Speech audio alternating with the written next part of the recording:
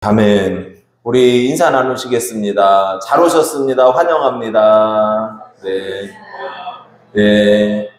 이 시간 오신 여러분을 주님의 이름으로 환영하고 축복합니다. 하나님께서 우리의 삶 속에 은혜와 복으로 충만하게 채워주실 줄로 믿습니다. 오늘 말씀은 회당에 들어가신 예수님께서 손 마른 사람, 손이 마르고 이제 병든 거죠. 그 사람을 고치시는 장면을 보여주고 있습니다. 이날은 안식일이었는데 바리새인과 서기관들도 그 자리에 들어온 거예요. 그래서 예수님이 안식일에 이 손 마른 사람을 고치시나 안 고치시나 그것을 지켜보고 안식일에 일을 했다는 이유로 비판하는 내용을 담고 있습니다. 그래서 예수님이 어떻게 대처하시는지 그 모습을 바라보면서 우리의 삶도 믿음으로 하나님을 바라보며 살아가기를 축복합니다. 첫 번째로 비판이 아니라 섬김의 자리로 나아가야 됨을 증거하고 있습니다. 예수님과 그 당시의 종교 지도자들 간에는 논쟁이 계속 있었습니다. 근데 오늘 이 손 마른 사람에 대한 논쟁은 5번째 논쟁이에요.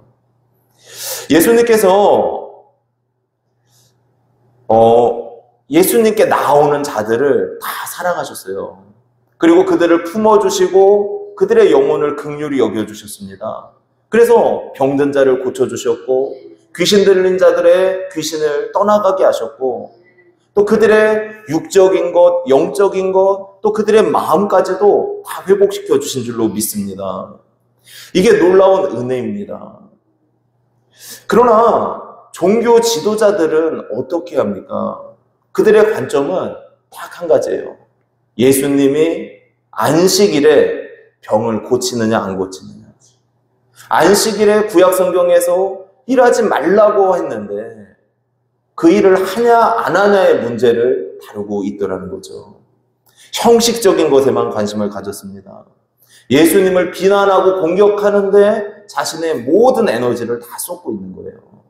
우리가 1절, 2절 말씀 한번 같이 보도록 하겠습니다. 예수께서 다시 회당에 들어가시니 한쪽 손 마른 사람이 거기 있는지라. 사람들이 예수를 고발하려 하여 안식일에 그 사람을 고치시는가 주시하고 있거늘. 예수님께서 안식일이 되어서 하나님 앞에 예배드리기 위해서 이제 회당에 들어가셨습니다. 유대인들은 바벨론 포로기 이후에 몇 사람이 모이게 되면은 회당에서 예배를 드리든가 아니면 자신의 집에서 예배를 이렇게 드렸어요. 예수님은 예배를 드리러 왔고 많은 사람들이 예수님을 만나고 하나님의 말씀을 듣고 예배 드리기 위해서 모였습니다. 그런데 전부 다 예배 드리기 위해서 온 건 아니었어요. 그 중에 바리새인들은 예수님께서 안식일에 그 사람을 고치시는가 주시했거늘 이렇게 말씀을 하거든요. 그러니까 그들의 생각은 뭐냐면 안식일에 일하면 안 된다는 생각을 가지고 예수님께서 하시는 행동을 계속 지켜보고 있었다는 거예요.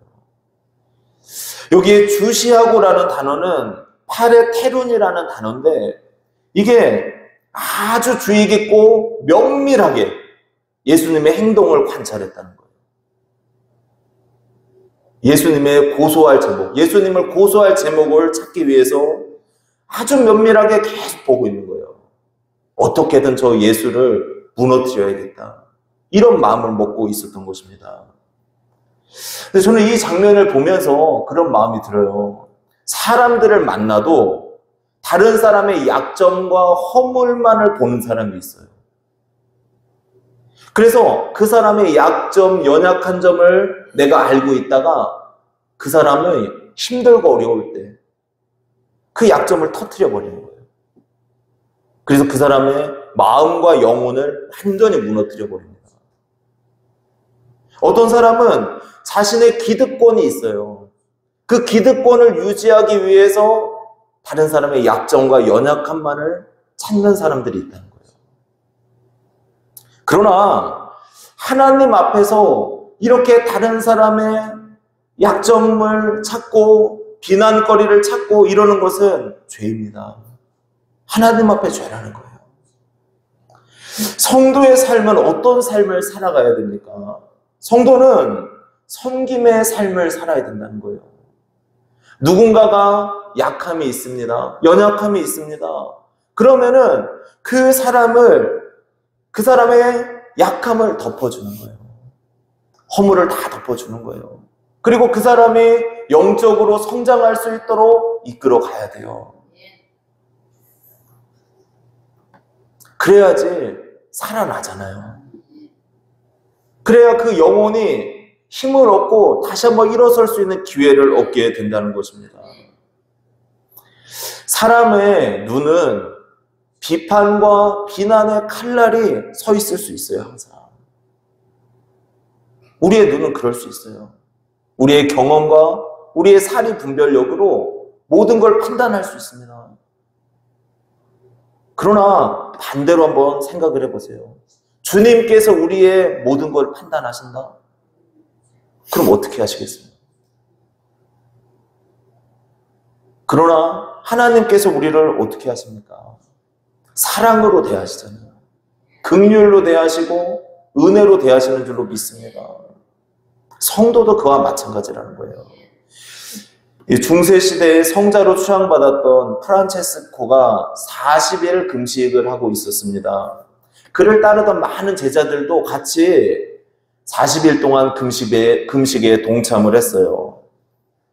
그런데 제자들 중에 여러 명이 한 제자를 막 끌고 오는 겁니다. 그리고 이야기하는 거예요. 이 녀석이 매일 주방에 가가지고 금식은 하지 않고 스프를 훔쳐먹고 있었습니다. 그러더래요. 3일부터인가 냄새가 슬슬 나더니 제가 몰래 쫓아가 봤는데 그 사람이 이 제자가 스프를 몰래 먹고 있었어요. 이렇게 이야기를 했습니다. 그러면서 프란치스코한테 혼내주라고. 제자들까지도 다 배신감을 느낀 거예요. 우리 40일 금식하기로 했는데 어떻게 중간에 너만 혼자 먹었냐, 이런 느낌을 갖고 있는 거죠. 근데 그때 이 프란체스코가 주방에 있는 스프를 가지고 오라 그래요. 그런 다음에 한 수저를 딱 뜹니다. 그리고 자기가 먹는 거예요. 그러면서 제자들에게 이야기를 해요. 우리가 금식을 하는 이유는 예수님을 깊이 묵상하며 그분의 성품을 배우고자 함이지, 금식을 했다고 우월감을 가지고 남을 비방하기 위해서가 아닙니다. 그런 금식이라면 여기서 그만두는 게 낫습니다. 성도는 은혜가 먼저라는 거예요.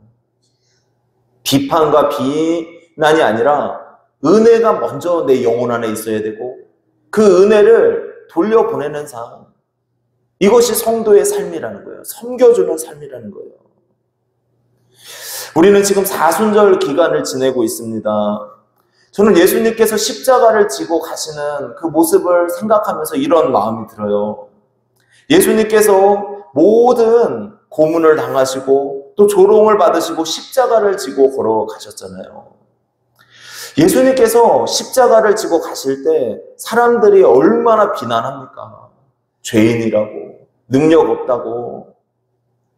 또 심지어는 십자가에 매달렸을 때에는 저가 남은 구원하였는데 자기 자신은 구원하지 못한다고 그렇게 비난하면서 한번 메시아면 내려와 봐라. 얼마나 조롱 섞인 말을 예수님이 많이 듣습니까? 그런데 예수님은 그 모든 말을 들으면서도 어떻게 합니까? 잠잠하셔요. 비난과 비판 앞에 잠잠하신 거예요. 그리고 마지막에 뭐라 그러셔요? 아버지, 저들의 죄를 사하여 주옵소서. 자신을 십자가에 못 박고 자신을 비난하고 공격하는 자들에 대해서 예수님은 그러는 거예요. 아버지, 저들이 하는 죄를 저들이 알지 못합니다. 아버지, 저들의 죄를 사하시고 용서해 주옵소서, 이렇게 기도드리더라는 거예요. 그럼 마지막까지 예수님은 사랑과 용서로 그들을 대해 주셨습니다. 마태복음 20장 28절을 보면 이렇게 말씀을 하고 있어요. 인자가 온 것은 섬김을 받으려 함이 아니라 도리어 섬기려 하고 자기 목숨을 많은 사람의 대속물로 주려 함이니라. 이 이야기는 무엇입니까? 예수님께서 우리를 위해 오셨는데 자신의 생명을 주실 정도로 섬김을 받으러 오신 것이 아니래요. 우리가 하나님을 섬겨드리고 예수님을 섬겨야 되잖아요. 근데 섬김을 받으러 오신 것이 아니라 내가 도리어 저들을 섬기러 오셨다. 그리고 심지어는 그들을 위해서 나의 생명을 대속물로 하나님 앞에 드리기 위해 오셨다고 말씀을 하고 있습니다. 주님께서 우리를 이렇게 사랑하신다는 거예요. 완전한 은혜로, 완전한 사랑으로 우리를 사랑하시고 긍휼히 여겨주시는 줄로 믿습니다. 이런 은혜와 사랑을 받은 우리가 비판으로 살지 말라는 거예요. 비난으로 이 세상을 살지 말라는 거예요. 주님의 마음을 품고 긍휼히 여기고 불쌍히 여기고 영혼을 살리는 믿음으로 살아가야 될 줄로 믿습니다. 이러한 귀한 삶이 되시기를 주님의 이름으로 축복합니다. 그리고 두 번째로 간절한 간구와 신뢰를 올려드려야 됨을 나타내고 있습니다. 성도는 기도의 능력으로 살아가는 존재입니다. 하나님의 자녀가 하나님 앞에 기도하잖아요. 그럼 하나님께서 들어주시고 응답해 주십니다. 하나님께서는 우리가 기도하는 소리를 듣기를 즐거워하셔요. 기도가 없으면 나의 힘과 나의 능력으로 살아갈 수밖에 없어요. 그러나 기도가 있으면 어떻게 됩니까? 하나님의 도움과 하나님의 채우심과 하나님의 보호하심으로 살아가게 되는 줄로 믿습니다. 그래서 우리는 하나님 앞에 간절히 기도해야 돼요. 그리고 하나님을 신뢰하는 믿음으로 기도해야 될 줄로 믿습니다. 이 프랭크 루박 선교사님이 기도에 관한 책들을 쓰셨어요. 근데 거기에 한 친구와 나눈 대화를 이렇게 기록을 하고 있습니다. 한 친구가 물었다. 기도가 세상을 구원할 수 있다면 왜 경건한 사람들의 기도가 응답되지 않는 거지? 아니, 기도가 세상을 구원할 수 있다면, 기도가 세상을 변화시킬 수 있다면 왜 경건한 사람들이 그토록 기도하는데 아무런 변화가 나타나지 않는 거지? 이렇게 친구가 물어보았대요. 근데 그때 이 루박 선교사님이 이렇게 이야기를 합니다. 우리에게는 기도의 강이 필요한데 우리의 기도가 물방울이기 때문이야. 그랬대요. 기도의 강이 필요하대요. 기도의 강. 하나님 앞에 흘러 넘치는 기도를 올려드리고 하나님을 바라보고 의지하는 그 마음을 올려드리고 그 강이 필요한데 지금은 물방울이라는 거예요. 물방울. 우리의 기도가 강이 되기를 소원합니다. 하나님을 전적으로 신뢰하고 하나님을 바라보고 의지하고 역사하시는 그 하나님 앞에 우리의 간절한 간구를 올려드리는 그런 귀한 삶이 되시기를 주님의 이름으로 축복합니다. 이 안식일의 회당에 손마른 사람이 있었습니다. 외경에 따르면은 이 손마른 사람은 석공이었대요. 그러니까 돌을 가지고 뭔가를 만드는 사람이었습니다. 그리고 한쪽 손이 말랐는데 그 손이 오른손이었다고 기록을 하고 있어요. 오른손이 말랐다는 것은 무엇입니까? 자신의 생계를 해서 먹고 살아야 되는데 그걸 할 수가 없는 상황이 됐다는 거예요. 도저히 자신의 힘으로는 먹고 살 수 없는 처지가 되었다는 거죠. 막막했을 것입니다. 이런 상황 가운데 처해 있던 손마른 자에게 예수님께서 말씀하십니다. 우리 3절 말씀 같이 읽도록 하겠습니다. 예수께서 손마른 사람에게 이르시되 한가운데에 일어서라 하시고. 아멘. 예수님께서 손마른 사람에게 말씀하시는 거예요. 한가운데에 일어서라. 이것은 모든 사람이 다 볼 수 있도록 그 가운데에 너가 서 있어라. 이렇게 말씀을 하시는 거거든요. 예수님은 그냥 그 사람이 앉아있는 그 장소에서도 그 사람을 고칠 수 있었어요. 그냥 예수님의 말씀 한마디면은 그 손마른 자가 깨끗하게 나을 수 있었습니다. 그런데 한가운데 일어서라 말씀을 하셔요. 왜 일어서라고 하셨을까요? 그에게 갈망이 있어야 된다는 거예요. 일어서고자 하는, 그 손이 낫고자 하는 간절한 갈망을 주님이 원하시죠. 또 전적으로 주님을 신뢰하기를 원하시는 거예요. 그럴 수 있어요. 그래, 아유, 손 낫든지 말든지 그냥 이렇게 살다가 죽지. 이럴 수 있잖아요. 내 병든 손 그냥 이렇게 사는 거지. 모든 걸 다 내려놓고 이렇게 살 수 있단 말이에요. 그리고 또 마음속에, 아니, 예수님이 고치긴 뭘 고치겠어? 이런 신뢰감이 없었다면 그는 일어서지 못했어요. 주님이 한가운데 일어서라 말씀을 하시니까 그는 간절했거든요. 이 손이 낫기를 간절히 소원하고 원했거든요. 그런데다 예수님께서 자신을 고치시기에 부족함이 없으신 분이심을 전적으로 신뢰한 줄로 믿습니다. 이 손 마른 자는 한가운데 일어섰어요. 하나님의 놀라운 역사들은 언제 일어납니까? 하나님을 전적으로 신뢰하는 마음을 가졌을 때, 그리고 우리가 간절한 마음으로 기도하면서 갈급함이 있을 때 하나님께서 그 기도를 들어주시는 줄로 믿습니다. 하나님께서 이 신뢰와 간절한 간구를 만났을 때 역사하시더라는 거예요. 이것 또한 하나님의 주권 안에 있어요.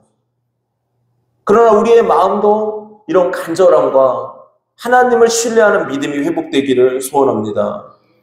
이 누가복음 18장을 보면은 불의한 재판장 비유가 나옵니다. 우리가 다 잘 아는 내용이에요. 재판장은 하나님도 두려워하지 않고 사람을 무시하는 사람이었습니다. 자신이 최고라고 생각하고 사람들을 그냥 우습게 여기는 그러한 재판관이었어요. 한 과부가 나옵니다. 어떤 억울한 누명을 썼는지 기록은 되어 있지 않지만 재판장에게 찾아가서 나의 원한을 풀어주소서 그래요. 재판장이 들어줬을까요? 안 들어줬을까요? 안 들어주죠. 콧방귀도 안 퀴죠. 아니, 저 과부, 저 약한 과부, 그런다고 그 사람이 부탁한다고 해서 들어주겠습니까? 안 들어주죠. 그런데 이 과부는 어떻게 해요? 날마다 가는 거예요. 찾아가는 거예요. 재판장님, 내 원한을 좀 풀어주세요. 내가 이렇게 힘들고 어려운데 좀 내 원한을 풀어주소서. 재판장님, 그 다음날 안 올 줄 알고 있으면은 또 와요, 아침에. 그래가지고 제 원한을 풀어주세요. 풀어주세요. 일주일이 됐어요. 안 올 줄 알았는데 또 와요. 모기가 우리를 괴롭히는 것처럼 계속 찾아옵니다. 계속 와요.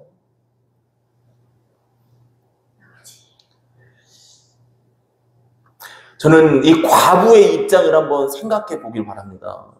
지금 과부예요, 우리가. 아주 원한이 졌어요.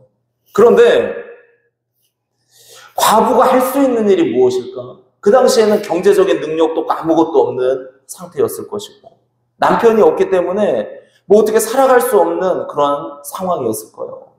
그런데 이 과부가 신뢰할 수 있는 게 누구밖에 없어요. 그래도 이 문제를 풀어줄 수 있는 사람은 누구밖에 없으니까 재판장. 재판장밖에 없다는 거예요. 이 문제를 풀 수 있는 사람은 지금. 그리고 자신은 힘도 없고 백도 없어요. 할 수 있는 방법이 뭐예요? 계속 찾아가는 거예요. 계속 번거롭게 하는 거예요. 과부의 마음은 그렇다는 거지. 과부는 어쨌든 불의한 재판관이지만 자신의 문제를 해결해 줄 수 있는 사람이 그 재판관이라는 걸 신뢰했습니다. 그리고 끈질기게 찾아갔어요. 간절하게 찾아갔다는 거예요. 결국 재판장이 뭐라 그럽니까? 그 원한을 풀어주지 않으면, 그렇게 하지 않으면 늘 와서 나를 괴롭게 하리라. 그리고 그 과부의 원한을 풀어주었다고 말씀을 하고 있어요. 예수님께서 이 이야기를 마무리하시면서 이렇게 말씀을 하시죠. 누가복음 18장 7절 8절을 보면은 하물며 하나님께서 그 밤낮 부르짖는 택하신 자들의 원한을 풀어주지 아니하시겠느냐? 그들에게 오래 참으시겠느냐? 내가 너희에게 이르노니 속히 그 원한을 풀어주시리라. 그러나 인자가 올 때 세상에서 믿음을 보겠느냐 하시니라. 아멘.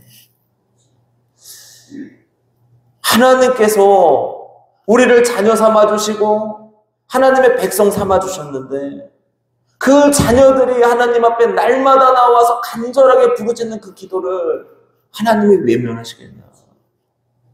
들어주시겠다는 거예요. 하나님을 번거롭게 해드리면 하나님 앞에 기도하고 또 기도하고 기도하면 하나님의 때에 역사하실 줄로 믿습니다. 하나님을 전적으로 신뢰하시기를 바랍니다. 기도를 포기하지 마시기를 바랍니다. 하나님은 살아계신 하나님이시고 역사하신 하나님이시고 우리의 기도 가운데 우리의 간절한 간구 가운데 응답하신 하나님이신 줄로 믿습니다. 그 하나님을 바라보시고 전적 신뢰를 보내시는 귀한 삶이 되시기를 축복합니다. 그리고 마지막으로 진정한 신앙은 선을 행하고 생명을 구하는 것임을 증거하고 있어요. 지난주에 우리가 살펴본 것처럼 안식일, 이 주일 예배는 누구를 위해 있는 거라고 말씀하셨습니까? 사람을 위해 있는 것이다. 그러니까 이 예배라는 자체는 사람을 살리기 위하고 생명을 구하기 위함이라는 거예요. 그래서 정말 길을 가다가 어떤 사람이 병들어서 죽게 생겼어요. 큰 사고가 났어요. 그러면은 예배 나와야 되는데 그 시간이 예배 시간이라 예배 나와야 되는데 그 사람을 병원에 싣고 갔어요. 고쳐줬어요. 그럼 그것도 예배라는 거예요. 사람을 위해서 있다는 거예요. 사람을 위해서. 또한 안식일의 주인은 예수님이라고 말씀을 드렸어요. 안식일의 주인이 예수님이시라는 말씀은 무엇이냐? 모든 사람은 영적인 존재로서 예수 그리스도를 예배함으로써 힘을 얻는다는 거예요. 능력을 얻는다는 것입니다. 그래서 우리는 예수님을 예배해야 돼요. 오늘 예수님께서는 의도적으로 손마른 사람을 한가운데 일어서게 하셨습니다. 안식일의 진정한 의미를 알려주시기 위함이에요. 우리 2절에서 4절까지 말씀 한번 같이 다시 읽도록 하겠습니다. 사람들이 예수를 고발하려 하여 안식일에 그 사람을 고치시는가 주시하고 있거늘 예수께서 손마른 사람에게 이르시되 한가운데 일어서라 하시고 그들에게 이르시되 안식일에 선을 행하는 것과 악을 행하는 것 생명을 구하는 것과 죽이는 것 어느 것이 옳으냐 하시니 그들이 잠잠하거늘 그들이 마음의 완악함을 탄식하사 노하심으로 그들을 둘러 보시고 그 사람에게 이르시되 내 손을 내밀라 하시니 내밀매 그 손이 회복되었더라. 아멘. 주님께서는 사람들의 시선에 아랑곳하지 않으셨어요. 그리고 어떻게 하십니까? 손마른 사람을 손을 내밀라 하시고 그를 고쳐주셨습니다. 안식일에 사람을 고치고 병을 치료하고 이런 것에 대해서 비난하는 이 종교인들을 향해서는 묻는 거예요. 예수님이. 안식일에 선을 행하는 것과 악을 행하는 것, 생명을 구하는 것과 죽이는 것 어느 것이 옳으냐? 뭐가 옳냐는 거예요.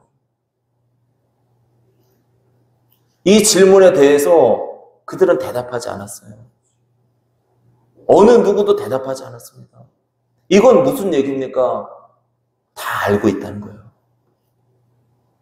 율법적인 형식에 얽매여서 이 안식일에 일하는 그 율법에 얽매여서 일하지 말라는 율법에 얽매여서 다른 사람의 생명을 살리는 것까지도 못하게 하는 이런 것은 아니라는 거예요. 주님이 볼 때.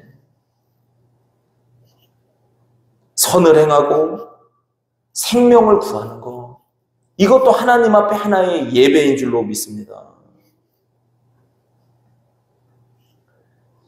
우리가 누군가에게 선을 베풀잖아요. 사랑을 베풀고 은혜를 베풀어요. 여러분이. 근데 그 선을 베풀고 은혜를 베푸는 것도 하나님을 예배하는 거예요. 그 시간이 주님의 이름으로 주님, 제가 이 사람을 사랑으로 돌봅니다. 주님 힘주시고 지혜 주소서. 이렇게 기도하고 그 사람을 돌보잖아요. 그러면 그게 예배예요. 그렇다면 예배는 삶이에요, 삶. 주일날 이렇게 모여서 기도하고 찬양하고 여기에서 멈추는 것이 아니고 내가 가 있는 현장에서 내가 속한 곳에서 하나님 앞에 1분이라도 기도하고 하나님, 제가 이 일을 합니다. 주님 도와주세요. 주님이 지혜 주세요. 기도하고 선을 행하잖아요. 이게 예배라는 거예요. 마태복음 5장 16절에 이렇게 말씀을 하고 있습니다. 이같이 너희 빛이 사람 앞에 비추게 하여 그들로 너희 착한 행실을 보고 하늘에 계신 너희 아버지께 영광을 돌리게 하라. 너희 빛을 비추래요, 세상에. 그런데 그 빛이 뭐냐? 너희의 착한 행실이다. 선행이다. 사랑이다. 은혜를 베푸는 것이고 다른 사람을 세워주는 일이고 이게 선이거든요. 빌립보서 1장 6절에 이렇게 말씀을 합니다. 너희 안에서 착한 일을 시작하신 이가 그리스도 예수의 날까지 이루실 줄을 우리는 확신하노라. 성령님이 오시잖아요. 우리가 예수 그리스도를 영접하고 성령님이 우리 안에 오시면 성령님께서 우리 안에서 어떤 일을 하신대요? 착한 일을 시작하신다. 선을 행하도록 하신다. 그래서 우리가 행하는 것 같지만 성령님이 행하시는 것이고 그래서 하나님 앞에 그것이 영광이 된다는 것입니다. 진짜 믿음은 무엇입니까? 우리가 믿음이 좋을 때, 은혜가 넘칠 때는 다른 사람들 품을 수 있어요. 그리고 마음 아픈 사람, 병든 사람, 무너진 사람 있으면은 그 사람 위해 기도해주고 돌봐줍니다. 그런데 우리가 마음이 무너져 딱 내렸어요. 성령 충만하지 않아요. 육신적인 생각만 딱 해요. 그 순간에는 내 판단만 앞서요. 그리고 다른 사람한테 비난과 비판과 보듬어 주지 못해요. 내가 무너져 있기 때문에. 그걸 잘 아셔야 된단 말이에요. 그래서 하나님의 은혜가 우리의 영혼 안에 가득 차기를 어떤 작은 일을 하더라도 하나님 은혜 베풀어 주소서. 내 영혼을 충만하게 채워주소서 기도하셔야 돼요. 그리고 선을 행하는 것 이것도 예배임을 기억하시기를 주님의 이름으로 축복합니다. 여러분 주님께서 우리를 십자가의 사랑으로 사랑하셨잖아요. 그러니까 우리는 나한테 용서한 사람, 잘못한 사람이 있다고 할지라도 먼저 용서하시기를 바랍니다. 먼저 사랑하시기를 바랍니다. 주님의 은혜가 우리 안에 있잖아요. 주님이 나를 사랑하는 그 은혜가 우리 안에 있잖아요. 먼저 용서하고 먼저 사랑하세요. 먼저 선을 베푸세요. 우리의 삶이 이런 귀한 삶이 되시기를 주님의 이름으로 축복합니다. 그래서 오늘 손 마른 자를 고치시는 예수님의 모습을 보면서 세 가지로 말씀을 나누었습니다. 첫 번째로 비난의 자리, 비판의 자리가 아니라 섬김의 자리로 가시길 바랍니다. 약하고 연약한 사람, 넘어진 사람, 병든 사람, 그 사람들 잘 돌봐주세요. 사랑으로 보살펴주세요. 그래서 그 영혼이 살아날 수 있도록 이끄는 귀한 삶이 되시기를 축복합니다. 그리고 손 마른 자가 예수 그리스도가 자신을 고치실 거라는 확실한 믿음과 간절한 소망을 가졌던 것처럼 우리도 하나님 앞에 전적인 신뢰를 올려드려야 되고 그리고 간절한 마음으로 나와야 될 줄로 믿습니다. 그럴 때 하나님께서 응답해 주시고 역사해 주십니다. 그리고 진정한 믿음, 진짜 예배는 무엇이냐? 선을 행하고 생명을 구하는 것인 줄로 믿습니다. 성령께서 우리 안에 착한 일을 행하신대요. 우리가 선을 행하고 믿음으로 살아가는 귀한 삶이 되셔서 하나님 앞에 영광이 되는 복된 삶이 되시기를 주님의 이름으로 축복합니다. 기도하도록 하겠습니다.